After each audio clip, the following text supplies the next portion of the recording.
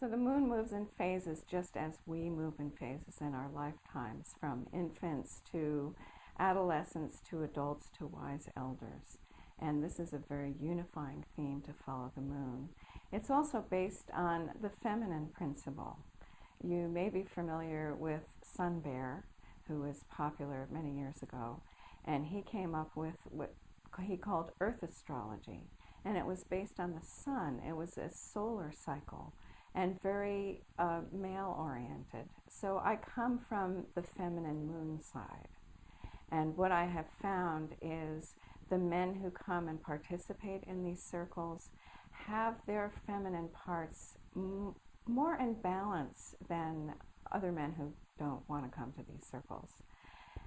So there is a way in the medicine wheel at which we balance out our male and female aspects.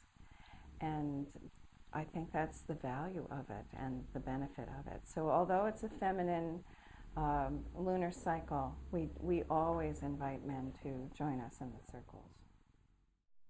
I would recommend creating a medicine wheel, a small circle, that's specifically for the health issue that you're dealing with. And it's the same as an altar, only it's done in a circle. And actually set it up so you can sit in each one of the 4 directions.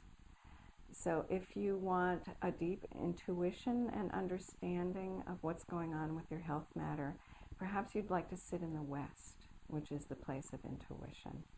If you really want information, solid information that's going to help you find the right drugs or therapy, sit in the east. That's the place of new beginnings, and it's also the place of the intellect.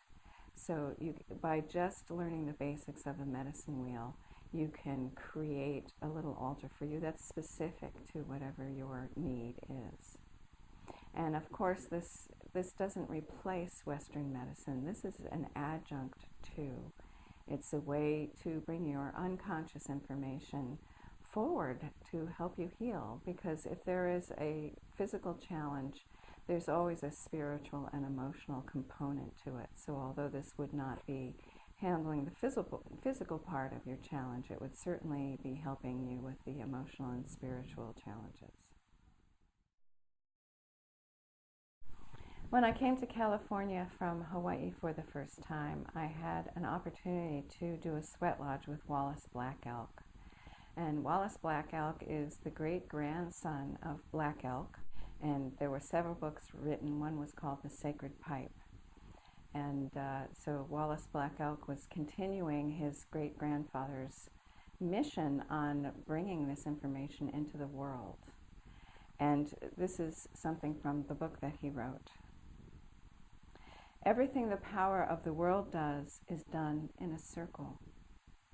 The sky is round, and I have learned that the earth is round like a ball, and so are all the stars. The wind in its greatest power whirls. Birds make their nests in circles, for theirs is the same religion as ours.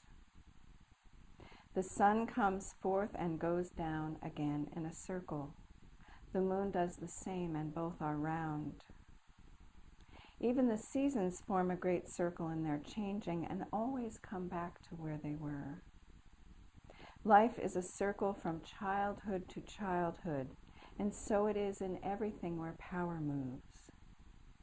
Our teepees are round, and they are always set in a circle, a nest of many nests where Great Spirit meant for us to love our children.